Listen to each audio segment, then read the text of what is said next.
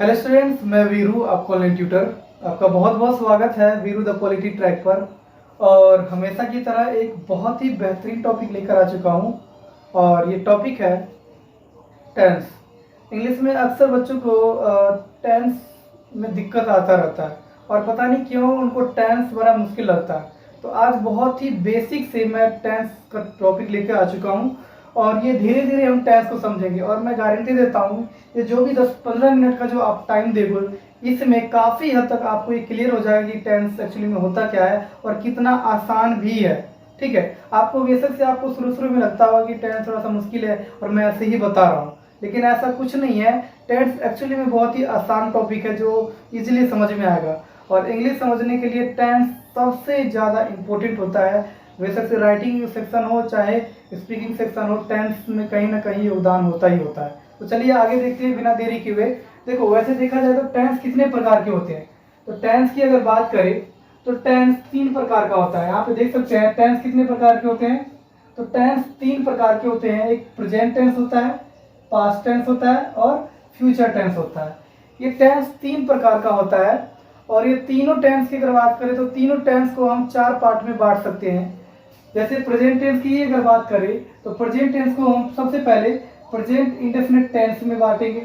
ठीक है, फिर प्रेजेंट टेंस के बाद प्रेजेंट इंडेफिनिट टेंस के बाद प्रेजेंट कंटिन्यूअस टेंस आएगा और फिर प्रेजेंट कंटिन्यूअस के बाद प्रेजेंट परफेक्ट आएगा और प्रेजेंट परफेक्ट के बाद प्रेजेंट परफेक्ट कंटिन्यूअस आएगा। ठीक है, और फिर पास्ट का अगर बांटना है तो प्रेजेंट के जगह पे हमें क्या लिख देना है, पास्ट। क्या लिख देना है, पास्ट। तो क्या हो जाएगा, past indefinite tense, past continuous tense, past perfect tense, past perfect continuous tense.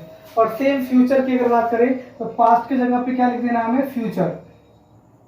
ठीक है, तो future indefinite tense, future continuous tense, future perfect tense, future continuous tense. तो इस प्रकार से हम तीनों को हम 4 पार्ट में हम बांटते हैं। ठीक है, प्रेजेंट इंडेफिनिट की बात समझ लेते हैं। उससे पहले यहाँ पे देख लेते हैं सब्जेक्ट हमारे पास कुछ है जो आपको पता होना चाहिए। सिंगुलर सब्जेक्ट कौन सा होता है? सिंगुलर सब्जेक्ट होता है he, she, it, name, relation. और प्लूरल की बात करें तो you, we, they, names, relation और आई। इन सब की अगर मतलब की अगर बात करें तो इसका मतलब होता है वह, इसका मतलब भी होता है वह, इसका मतलब होता है यह। नाम और रिलेशन तो जानते ही हो। ये किसके लिए यूज होता है? तो ये बॉय के लिए यूज होता है ही, गर्ल के लिए यूज होता है शी। और इट की बात करें, यह की बात करें तो ये एनिमल के लिए यूज होता है और नॉन लिविंग थिंग के लिए होता है, non living thing. Non living thing क्या होता है? जो चीज जीवित नहीं है, निर्जीव है। जैसे यहाँ पे जितने भी देखने को चीज मिल रहा है, बोर्ड है, पेंसिल है, रबड़ है, कपड़े हैं, पेन्स है, ठीक है, बेड है, स्कूल है, कॉलेज है, ये सारे नॉन लिविंग थिंग है। अब समझ लेते हैं यू की बात। तो यू को क्या कहते हैं? तो यू को हम कहते हैं आप या फिर तुम। वी को हम कहते हैं दे के वे बोलते हैं। नेम रिलेशन पता ही होगा आपको। और यहाँ पे मैं, आई का मतलब होता है मैं। तो आपको सिंगुलर सब्जेक्ट और प्लूरल सब्जेक्ट का लिस्ट सबसे पहले पता होना चाहिए, नहीं तो बात नहीं बन पाएगा। सबसे पहले आप सिंगुलर सब्जेक्ट को जानिए, फिर प्लूरल सब्जेक्ट को समझिए और फिर उसके बाद सिंगुलर सब्जेक्ट का मीनिंग क्या है, प्लूरल सब्जेक्ट का मीनिंग क्या, पूरा आपको पता होना चाहिए। चलिए आगे देखते हैं। प्रेजेंट इंडेफिनिट सबसे पहले हम सीख लेते हैं। प्रेजेंट इंडेफिनिट, प्रेजेंट इंडेफिनिट की अगर बात करें तो प्रेजेंट इंडेफिनिट का पहचान होता है ता है, ती है, ते है। ता है ये बॉय के लिए यूज होता है, ती है गर्ल के लिए यूज होता है और ते है प्लूरल यानी कि बहुवचन संख्या के लिए यूज होता है। ठीक है, ता है, ती है, ते है।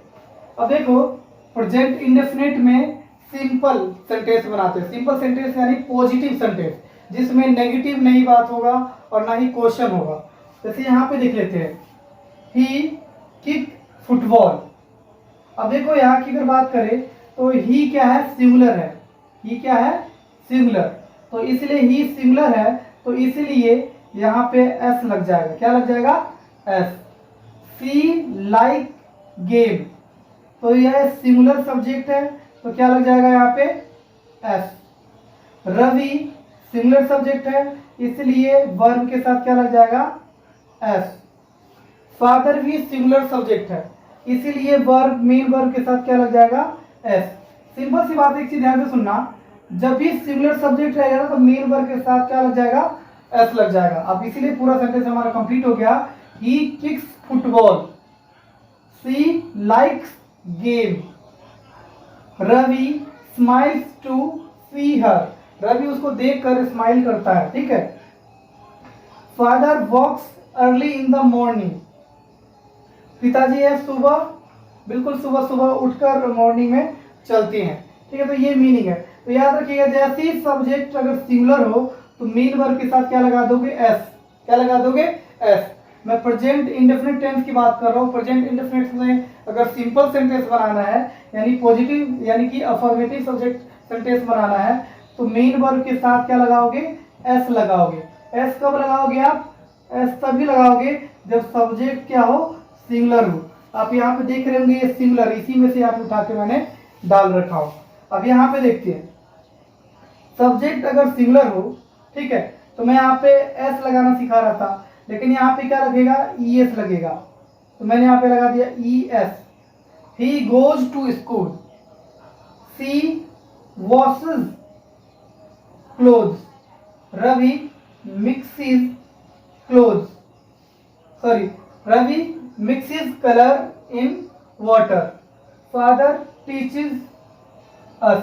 अब देखोगे कि यहाँ पे जितने भी मेन वर्ब था, सभी मेन वर्ब में मैंने एस एस लगाया हूँ, और यहाँ पे जितने भी मेन वर्ब है इन सब में मैंने ई एस लगाया हूँ। इसका कारण क्या है ये समझ लो। तो देखो, सब्जेक्ट अगर क्या हो, सिंगुलर हो, एस लगाने का एक ही कंडीशन होता है, और वो कंडीशन क्या है कि सब्जेक्ट क्या हो, सिंगुलर अगर सब्जेक्ट है ना आपके पास, सिंगुलर सब्जेक्ट, सिंगुलर सब्जेक्ट है और आपको बनाना है प्रेजेंट इंडेफिनिट टेंस, तो क्या करोगे, सब्जेक्ट लिख लोगे, मेन वर्ब लिख लोगे, और फिर फुटबॉल लिख, मतलब ऑब्जेक्ट लिख लोगे। बस मेन वर्ब में आपको क्या देखना है, एस लगा देना है। क्या लगा देना है, एस। अगर क्या है, सब्जेक्ट सिंगुलर हो, एस लगाने का, देख रहे हो यहाँ पे एस है, एस लगाने का एक ही कंडीशन है, सिंगुलर सब्जेक्ट होना चाहिए, ठीक है। और यहाँ पे सभी में सिंगुलर सब्जेक्ट है, इसलिए मैंने यहाँ तक मैंने सारे में क्या लगा दिया हूँ, एस एस, ठीक है। और वहीं पे यहाँ पे भी सिंगुलर सब्जेक्ट है। अब यहाँ पे ई एस लगाने का रूल क्या है, देखो यहाँ पे ई एस लगाने का रूल दो है। एक तो पहली बात, पहला कंडीशन ये है कि सब्जेक्ट क्या होना चाहिए, सिंगुलर, सिंगुलर सब्जेक्ट। पहला कंडीशन क्या है ई एस लगाने का, सिंगुलर सब्जेक्ट प्लस में एक और होना चाहिए, और वो है मेन वर्ब के लास्ट में ओ, एक्स, जेड, सी एच और एस एच, ठीक है। दो कंडीशन पूरा हो रहा होगा ना सेंटेंस में, तो ही ई एस लगेगा। जैसे देखो, पहला कंडीशन है सिंगुलर सब्जेक्ट लग गया, और दूसरा मेन वर्ब के लास्ट में क्या है, ओ है, तो इसलिए मैंने इसमें लगा दिया हूं ई एस। पहला सब्जेक्ट क्या है, पहला सब्जेक्ट है सिंगुलर, और वर्ब के लास्ट में क्या है, एस एच। एस एच यहाँ पे दिख रहा है, इसीलिए मैंने मेन वर्ब में क्या लगा दिया हूँ, ई एस, ठीक है। एस नहीं लगा रहा हूँ, एस लगाने का एक ही रूल होता है, वो है कि सिंगुलर सब्जेक्ट है, मेन वर्ब में क्या लगा दो, एस। लेकिन सिंगुलर सब्जेक्ट प्लस में लास्ट में ये 5 वर्ड देखने को मिल जाए मेन वर्ब में, O, S H, X, C H, तो लास्ट में क्या लगाना है, ई एस लगाना है। तो इसलिए मैं लगा रहा हूँ, he goes to school, she washes clothes, Ravi mix, देख रहे हो, एक्स मेन वर्ब, एक तो सब्जेक्ट भी सिंगुलर है, और दूसरा कंडीशन क्या है, वर्ब के लास्ट में एक्स है, और यहाँ पे एक्स दिख रहा है। तो ई एस लगाने का दो कंडीशन है, एक तो है सब्जेक्ट सिंगुलर होना चाहिए, और दूसरा क्या होना चाहिए, ये पांचों वर्ड्स में से मेन वर्ब में कोई एक दिखना चाहिए। तो इसलिए Ravi mixes colour in water, यहाँ पे दोनों रूल काम कर रहा है, एक तो सब्जेक्ट भी सिंगुलर है और इसमें एक्स भी दिख रहा है। फिर फादर सिंगुलर सब्जेक्ट है और मेन वर्ब में क्या दिख रहा है, सी एच दिख रहा है, यानी कि यहाँ पे दोनों कंडीशन कंप्लीट हो रहा है, यानी कि इसमें भी ई एस लगेगा। तो आई होप समझ में आ गया होगा कि सिंगुलर सब्जेक्ट में एस कब लगाया जाता है और ई एस कब लगाया जाता है। एस तब लगाया जाता है जब सब्जेक्ट सिंगुलर हो, क्या हो, सब्जेक्ट सिंगुलर हो तब लगाया जाता है एस। और ई एस कब लगाया जाता है, तो ई एस तब लगाया जाता है जब सब्जेक्ट सिंगुलर हो और मेन वर्ब में ओ हो, सब्जेक्ट सिंगुलर हो और मेन वर्ब में सी एच हो, सब्जेक्ट सिंगुलर हो और मेन वर्ब में एक्स हो, सब्जेक्ट सिंगुलर हो और मेन वर्ब के लास्ट में सी एच हो।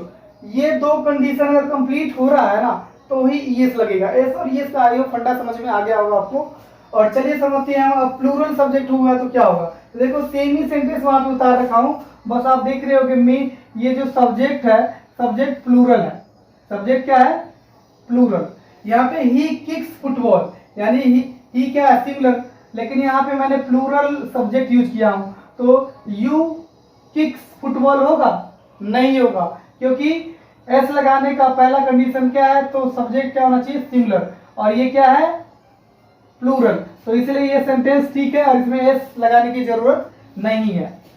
सब्जेक्ट क्या है, प्लूरल है, इसलिए इसमें एस नहीं लगेगा और ये भी ठीक है। वी लाइक गेम, ठीक है। अगर यहीं पे अगर सिंगुलर होता तो यहाँ पे एस लग जाता, जैसे यहाँ पे सी लाइक्स गेम, लेकिन यहाँ पे वी लाइक गेम, ये क्या है, प्लूरल है। Next, they smile to see हर, अब यहाँ पे क्या है, प्लूरल है, इसलिए इसमें एस नहीं लगेगा और ये भी ठीक है।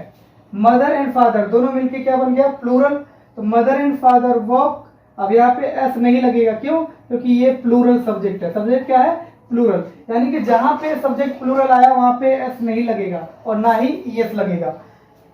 नेक्स्ट है ही गोज टू स्कूल, यहाँ पे ई एस लगाया हूं ना, यहाँ पे देखते हैं, दे गो टू स्कूल, अब यहाँ पे ई एस लगेगा, नहीं लगेगा, क्योंकि ई एस लगाने का दो कंडीशन होता है, पहला तो सब्जेक्ट सिंगुलर होना चाहिए, लेकिन यहाँ पे ये प्लूरल है, और मेन वर्ब के लास्ट में क्या होना चाहिए, ये पांचों में से एक। अब यहाँ पे ओ तो दिख रहा है लेकिन सब्जेक्ट ही सिंगुलर नहीं है, प्लूरल है, तो ये इसमें कुछ भी एस और एस नहीं लगेगा और ये सेंटेंस यहीं पे ठीक है।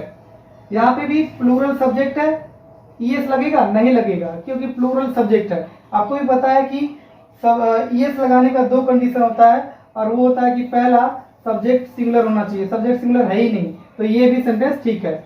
ये इसमें भी प्लूरल है तो इसमें भी, इसमें ई एस नहीं लगेगा डायरेक्ट, इसमें भी ठीक है। मॉम एंड डैड, यहाँ पे ई एस लगेगा, ई एस नहीं लगेगा, क्यों नहीं लगेगा, क्योंकि ये प्लूरल है, तो mom and dad teach us, तो ये भी सेंटेंस ठीक है। तो आई होप आपको समझ में आ गया होगा कि प्रेजेंट इंडेफिनिट सेंटेंस क्या है और प्रेजेंट इंडेफिनिट टेंस में एस कब लगता है, ई एस कब लगता है। एस और ई एस कब लगता है, तो सब्जेक्ट अगर सिंगुलर हो तब एस लगेगा, और सब्जेक्ट सिंगुलर हो प्लस में ये पांचों वर्ड में से कोई भी मेन वर्ब के लास्ट में देखने को मिले तब ई एस लगेगा।